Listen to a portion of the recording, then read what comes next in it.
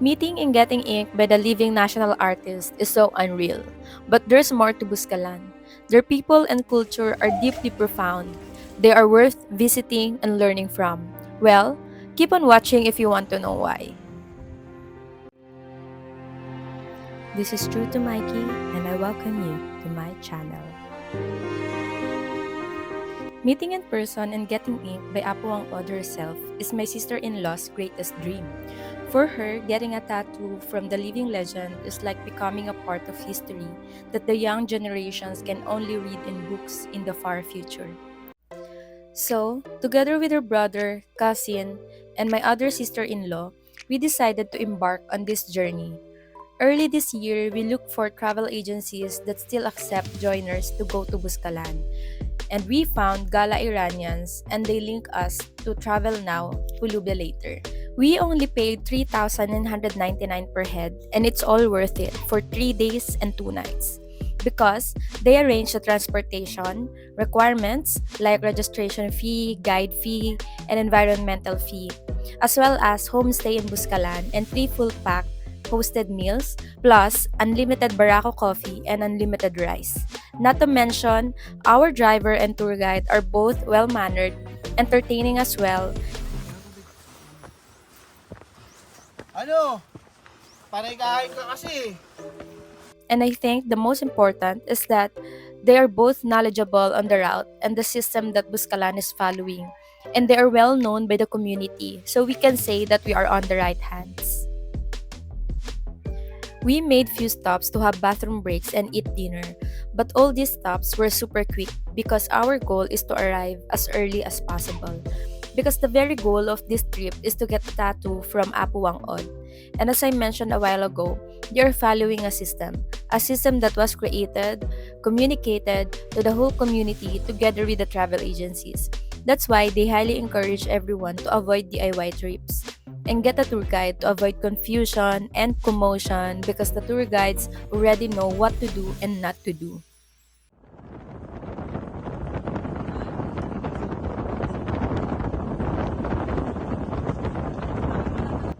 While we're on our way, we witnessed this heartbreaking wildfire.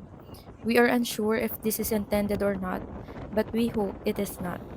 We don't know exactly how they managed to put the fire out, but we only pray that no human or animal was harmed by this incident.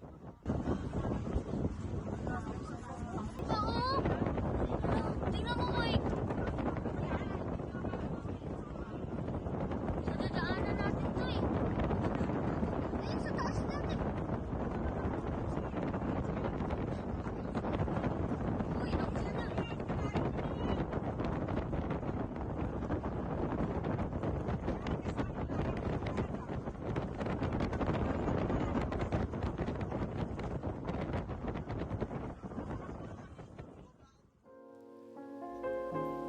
To be honest, I don't know exactly all the rules, but from what I learned, they follow first come first serve basis and respect Apo Whang-Od's health and capability.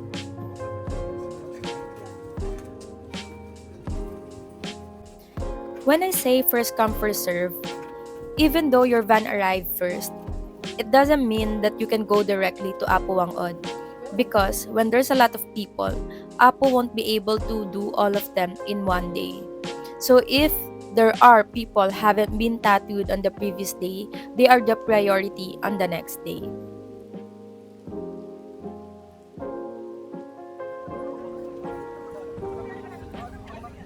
This is my first glimpse of the Buscalan's hanging tramline. This tramline is used to easily transport agricultural products and heavy materials or equipment needed by the community. Then, eventually, they opened it to tourists who would like to reach the village without going through the hike. And here is the life of Tramline. This only shows that this community is resourceful, creative, innovative, and so much more. Parang may nagda-drive din pala talaga ng kotse. Ayan o, may nag-stop din o.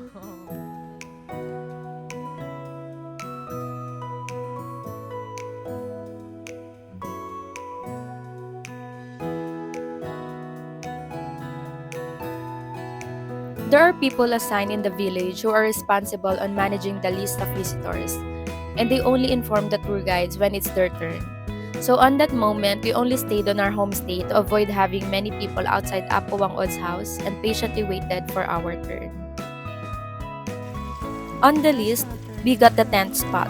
However, since there are lots of remaining people from the previous day and it's a weekend, we have to wait until the next day.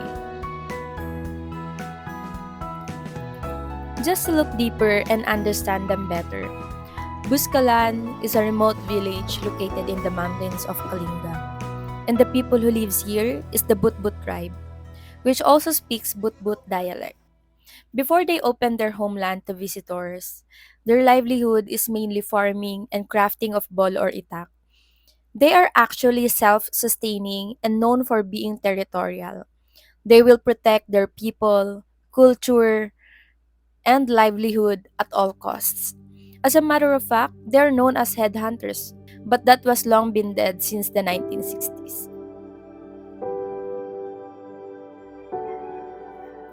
They opened their village because Buscalan is happened to be the home of the living legend, the oldest Mambabatok, Apo Whang-Od.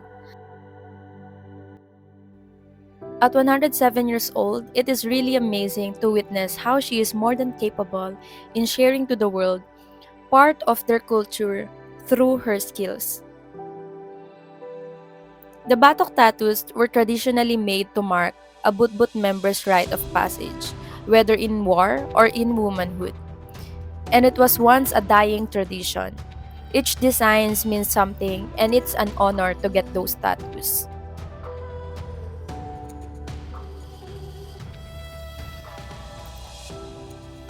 When Apo Whang-Od decided to give tattoo to visitors, tourism became the main source of income of the Butbut community. They attracted quite a number of local and foreign tourists.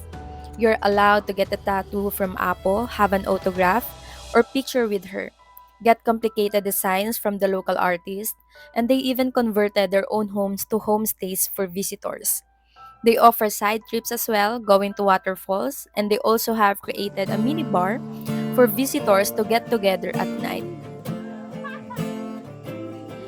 Their music is extraordinary, and you will surely get goosebumps when you first hear their music. Awi seksi kakayam taintan pasyaran. Nais tu istoryaan Now, the ilisin Butbut tribe has adapted to this new life and opportunity, but still practice their culture and protects their homeland as much as they can through rules. Curfew is at 10 p.m. and noises should be minimized. No one is allowed to throw any trash anywhere, and visitors must have at least two local tour guides wherever they go.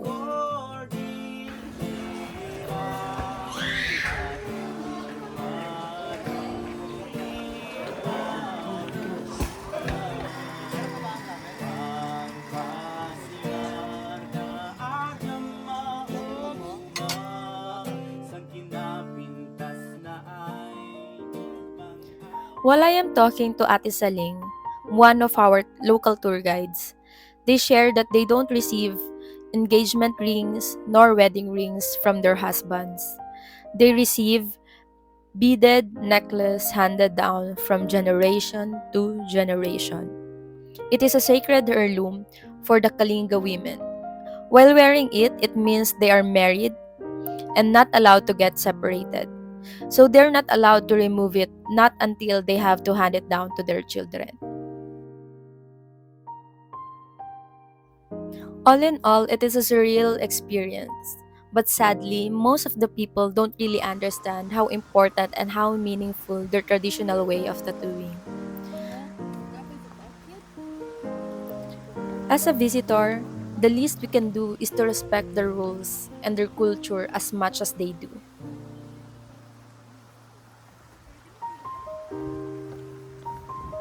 If you really wish to help the Butbut tribe, they accept charity events. You may give school supplies to kids to support their studies and give food aid for their families. You just need to coordinate this on the registration area.